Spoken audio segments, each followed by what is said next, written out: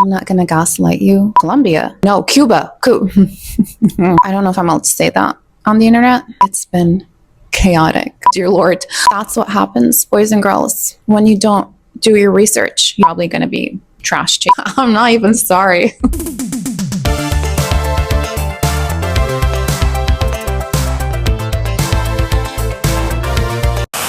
Hello, booksties. Welcome to today's video. If you have noticed that my location looks a little different, I'm not going to gaslight you and make you believe otherwise. It is in fact different. At the end of June, I moved into a different home. You might recognize these bookshelves from my last DIY video. I brought them with me and I also added a couple of bigger ones. And this is my home library now. And I love it. So today's video is going to be a recap, a wrap-up of what I read in the months of June and July. I'm going to try to make this one a short one, just because today is Tuesday and this video has to go up live tomorrow. I have two papers here because I completely forgot everything that I read. In the months of June and July, it's been chaotic to say the least, with like moving and writing and finishing my book that I'm currently working on, as well as like keeping up with my personal reading, and it's been chaotic. So basically I read 10 books in total. Okay, so 5 books in June, 5 books in July, and I also listened to some audiobooks. I listened to 7 audiobooks in total. This is a personal preference thing. I'm not here to come tell you how to live your life, but for me, I don't count the books that I listen to, because for me personally, it just takes a different set of skills. It takes more time, it takes more effort, it takes more everything, to be honest. So I do listen to audiobooks. I love me a good audiobook, but I don't count it as a read book on my Goodreads. That's why I split these up into 2 lists. One is like the books I physically read. One is the books that I listened to. The audiobooks, I don't remember what I listened to in June and what was in July, so I'm just gonna share them all at once. Mix it up a little. And as for the books that I physically read, I do have those in 2 categories. Starting off strong in June, I went off my TBR. Anyone surprised? No? Me neither. I was in such a mood for a very specific dark romance book. I wanted something to give me the vibes of, what's it called? By Trisha Wolfe. Born Darkly. Yeah. Born Darkly, Born Madly. If you've read this series, you know what it's about. So I wanted something that would give me the same kind of feels without having to go back and reread the series. I wanted something new. So that's where Prisoner came in. It was actually very, very good, in my opinion. It had the same trope as Born Madly. He is an inmate. He's in for life, for a cop. She's not like the prison's teacher. Okay, so here's the deal. She works as a volunteer and she gives these like writing lessons to inmates, and that's how they meet. And then there's a little escape situation going on and he takes her hostage basically. And you can fill in the blanks. Forgot to tell you my rating. This book was a 5-star for me, and you're gonna really know how much I love this book in a minute. So put a pin in that, okay? Next up, we have The Ever Queen. If you've watched my previous wrap-up video, I think it was for May, I talked about what was the series called? Probably The Everseas or something. No idea. It's like fantasy, but make it pirates. It's a really, really, really cool series. Now, your girl didn't do her research. I checked on Amazon when I wanted to buy the physical copies of the books, because the first one I read it on my Kindle and I was like, ooh, this looks like a really, really good series. Take all my money, need the physical copies. I bought the 3 books. Now, as I was reading the second one, which is the one I read in June, The Ever Queen, I realized it's a duology, and the 3rd book I purchased follows another character in the series, like a side character. And I was like, girl, That's what happens, boys and girls, when you don't do your research. You end up buying books you do not intend to read. But these books are really pretty, and they're really good. Not just pretty, okay? They're really good. But they have really cool artwork on the inside. So I'm in it for the long run. The Everqueen was fun. It was good. It was entertaining. But compared to book number 1, it kind of fell flat for me because I just felt we were recycling the same ideas from book 1. There wasn't something new introduced to the plot. There wasn't something to keep me on my toes. I really did enjoy the romance in book 2 because by the end of book 1, you kind of understand where the romance is going. And in book 2, we focused a lot on the main character's relationship, and that was really, really done well. So I gave that one 4 stars. After those 2 books, I decided it's high time I start buckling down and finishing the Addicted series. You guys can see it. It's like right there. These puppies right here. As much as I love the series and I've oddly grown to love the characters, I've had enough. I mean, 10 books, contemporary romance books, like, I'm sorry, I can commit maybe, okay, maybe, if it's like a really good fantasy series, like Throne of Glass. Took me a while. It took me about 6 months, but I got there and it was worth it. Anywhoosie, so what happened was I decided I need to start getting back into it, need to make some progress. So I read Addicted After All, which thank God was the final book of Lily and Lo's story, because those 2 got 4 books just for them. It was actually surprisingly really good. Like, I gave that one 4 stars. I really enjoyed it. It was very nice the way it wrapped up, the closure that we got, the growth of the characters, all of it just done very, very well.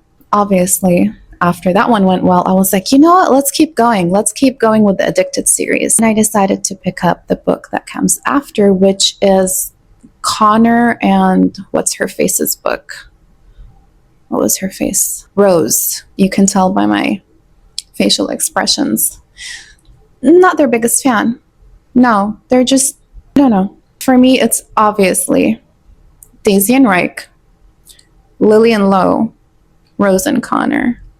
I always thought it's going to be like Rose and Connor, Lily and Lo, but believe it or not, after this book, after Kiss the Sky, Lily and Lo are way up here. Rose and Connor are way down here. That's where they're going to stay unless something happens in the other remaining books, but we'll see. I gave that one 3 stars. It wasn't a bad book, but it was so unnecessary because the thing is, after the 4th book in the Addicted series, no, 1, 2, 3, 4, 5. Hold on, you guys. Oh, dear Lord. Lily and Lo got 5 books, not 4. No wonder I'm exhausted. So Kiss the Sky was the 6th book. It's basically a recap of everything we learned and we read about in books 1 to 5, except from this couple's POV. You see why I mean? It just felt a little unnecessary. It was fun. It was nice to see things from their perspective, but I don't know. Anyways, moving on. The last book I read in June was called Hostage, and it's the 2nd book that comes after Prisoner. I wasn't as obsessed with that one as I was with Prisoner because Prisoner, just like the vibes were different, the main characters were different. Hostage, like there were some moments that made me cringe, like really badly, but I still gave it 4 stars. I mean, it was fun. It was a fun dark romance. What can I say? So that was June for you.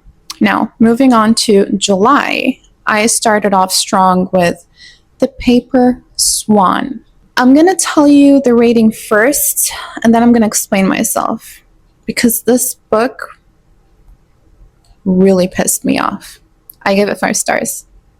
The thing is, when I rate books, if a book makes me mad, I'm not going to go ahead and give it a 1 star or a 2 star just because, you know, my emotions got affected. I rate a book based on if I personally think the quality of the writing is really good or if it has a really good plot.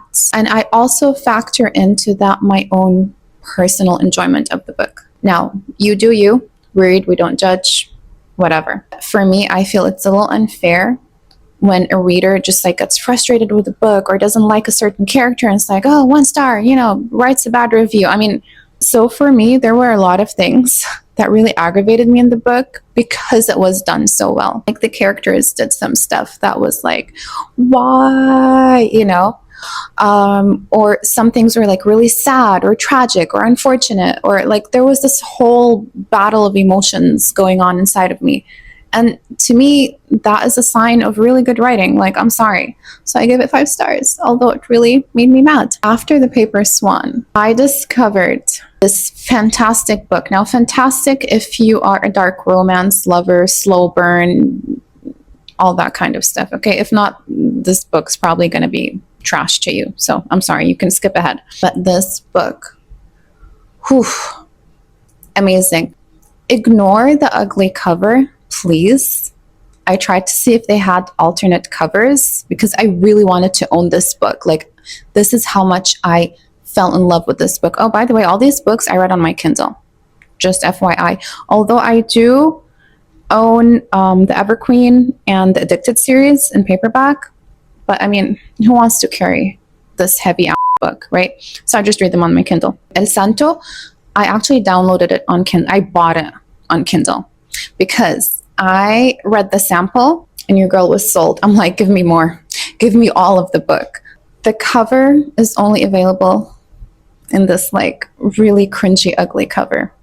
So unfortunately, I won't be buying this book, although I really want to reread it and I want to highlight and I want to tab and I want to like really get in there. Unless the author graces us with a prettier cover, that won't be happening. El Santo. I don't really know how to explain this book. Give me a minute. I'm trying to word it without offending anyone, but also appealing to the dark romance readers out there. I don't want you missing out on this treasure. Takes place in Colombia. No, Cuba. Okay, it takes place in Cuba. Cuba, have your pick. Anyways, it's like back in the 90s. This guy, he's like 18 or something, and he's part of like these communist soldiers. I don't know if I'm allowed to say that on the internet. Can I? Well, whatever. I said it. Cat's out of the bag. So he's part of these like soldiers and they do very awful things. One of the missions that he is forced into is to go and this family. See, I did multiple ones because like the whole family gets, you know what? Only the youngest girl is the survivor. His commander is like, you know what? You're going to keep her because this way you can remember how you failed me on this day, because he was like the only one who wasn't really willing to participate in that. So he takes this little girl, she's around I think 9 or something, and he kind of raises her, blah blah blah. And it's basically their story. Later on, calm down, don't get your you know what in a bunch. Later on, that's their love story. But it's so beautifully written because it's more than a romance. It just shows all the different faces of humanity or lack thereof. I think the way the author wrote this book was incredible. It's like a work of art. The longing and the tension and the heartache and the loss and the sacrifice and the pain and all the trauma. And like, there is so much packed into this book. Like, I don't even have time to sit here and tell you how much is in that book, but I loved it so much. Oh my God. This book physically hurt me. Like, I felt the pain right here. Like, literally, right here. So, 5 stars, goes without saying. After I finished this one, I immediately had to get book number 2. It's only 2 books, right? And it's called El Pecador. That one was good, but it wasn't as raw, in my opinion, as book 1. I feel like with this book, a lot of things got recycled in book number 2. We had one topic and we were trying to stretch it out throughout the whole book, like one plot, one main idea, and that kind of felt repetitive. That aside, 4 stars. I'm not even sorry. I still think about this book. After that, I read The Wedding People. Actually, that's a lie. I started The Wedding People and kept putting it down to read other books, the books that I just mentioned. And then I finally buckled down. I'm like, girl, get your shit together. Finish the damn book. And I did. Hear me out. The book, fantastic, 4 stars. Okay. It wasn't the book's fault. It was my fault. I wasn't in a like literary fiction mood. And that's why it took me forever, like maybe 3 weeks to finally finish it. It follows the story of this lady. Don't worry, it's not a spoiler. It's in the blurb. This lady is going through some tough shit in her life, and she decides she wants to herself. How many times have I done this in this video? Anyways, so she decides, you know what? I'm done. Like, I'm out. She decides to go do the deed in a hotel, out of all places, dresses up, you know, the whole 9 yards, goes to this hotel. And in the hotel, there's this whole wedding going on. And this bride has booked the entire hotel. And she's like, excuse me, ma'am, you will not come ruin my wedding with your little plans. So basically, the book is about the story of these two characters, how they meet and how they kind of affect each other's lives. You can kind of tell where this is going. Like, one imparts the wisdom on the other, how this one changes this one's life, although they're very different. Somehow they kind of end up helping each other. And the message behind the book is really beautiful. And the way the author wrote things, okay, let me see if I can describe this. She would point out very regular, mundane stuff that I'm sure any one of us has lived through, gone through, going outside, picking up a seashell. I don't know, just like anything random that you don't even think twice about. I feel like the author noticed those things in life and she put them into words, and she had the character kind of reflect on them. And somehow all of a sudden, bam, they had meaning. Like, I don't know how she did it. It was like sorcery. She was really good, the author. Like, her writing was really good.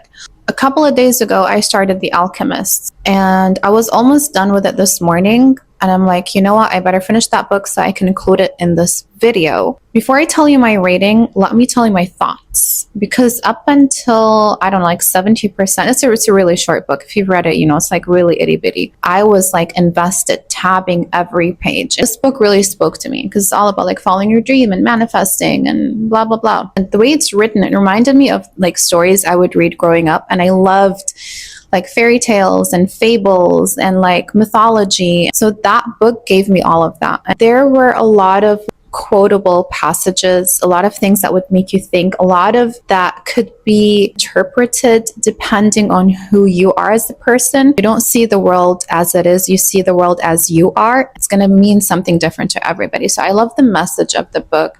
Personally, I feel like the ending could have been maybe elaborated on a little bit. Just like felt really rushed. Like, for everything that we've gone through with the main character through the whole book, his whole journey, his whole discovery, for the ending to be this abrupt and be like, oh, and this is the moral, ta-da, the end. I was like, no. I gave that one 3 stars. Moving on to the audiobooks. By the way, that was all.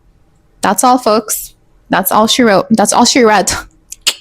So the Breakthrough Code is basically one of those like self-development books, which I'm all for. I'm all for that stuff. For developing thyself. Sign me up. This book was not it. Unfortunately, the way it was written was really cheesy. It felt like an after-school special, and I hate nothing more than a book that makes me feel like I am sitting for a little lesson, you know, like gather around, boys and girls. No, that one got a 3 stars. Next, remember when I told you earlier, put a pin in that? Let's rewind. You're gonna really know how much I love this book in a minute, so put a pin in that, okay? I listened to Prisoner on audio in the same month, read the book, obsessed about it, tried to get my friends to read it. They did not like it. They DNF'd it, weren't interested. I bought the Kindle copy and I bought the audiobook. And I'm also going to order the physical copy. Then I listened to Play Along, did not enjoy that one. I enjoyed, what was it called? The Right Move. That's the only one I read in the series. Okay, I have the physical copy. It was really fun, really sweet. Did not like the main characters, did not like the plot, just like very unnecessary drama. And I really, really, really, really hated the narration. The female voice actress, she had a way, like the way she would talk, she would always like end her words or sentences on like a high note. We're going away. He didn't know that. Like, it just really got on my nerves. Like, I couldn't. Like, I cringed every time she spoke. So yeah, I gave that one 3 stars. A book called Irish. I went on Pinterest searching for duet narration books.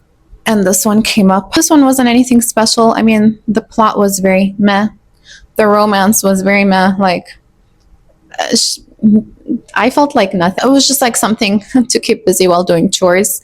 Then I listened to a book called Masked Sins. I rarely give an audiobook 2 stars. This one got 2 stars because it was just, I cringed so bad, you guys. Like the plot, the characters, the everything. Not a good book. At least not for me. I'm sorry. I'm not trying to put you off the book. Okay. If this is your thing, go read the synopsis, see what it's all about, and make your own decisions. But was not for me. Ooh, this was my favorite one. Project Hail Mary. I was supposed to read it, but I didn't have time because of the move and stuff, so I ended up listening to on audio, the audiobook. Oh my god. The way the author makes you feel for these like fictional characters, it's like a science fiction book. I didn't think I was going to be feeling any feelings. Heads up, you will be feeling all the feelings. Like, such a phenomenal book. I gotta admit, 80% of the book, when he was talking about like facts and science, it just went right over my head. Did not understand a single word, but it didn't matter. Like, that's how much I was invested in the story. Like, it didn't matter how much I didn't understand. 5 stars. Highly recommend. And I would highly recommend the audiobook because the voice actor, he does such an excellent job, and he adds humor into the funny moments. Like, I was laughing out loud in this book. And the last book I listened to because I just needed something playing in my ears while doing boring chores and things was Twisted Love. Twisted Love, I have the physical copy. I read it in like, I want to say back in 2022. I gave it 4 stars again. I mean, same rating as when I read it. Both times 4 stars. It's not a duet narration, unfortunately, but it was done well, so it didn't really like give me the ick when it wasn't duet. But yeah, you're probably sitting there wondering, hey, Yasmin, what about your TBR? Like, what are you going to read in August? I'm here to tell you, I have no freaking idea. Zip, zero, nothing. Because I'm like knees deep. It's like not one knee, both knees need to be deep into wrapping up my book that I'm writing. In case you don't know, hi, I'm an author and I'm currently working on a fantasy book, my first fantasy book. It's been quite a year. I've been working on it since November, like physically working on it since November. And now finally this week, I wrote the last chapter. I still have a few more steps before publication, but yeah. So that's another reason why I didn't get to read too many books these couple of months, because I was busy writing and then reading and rereading over and over and over again. I guess the end of August, if you plan on sticking around, I'll make a video just like this one and let you know what books I ended up reading. All right, booksties, I hope you enjoyed this little crazy recap.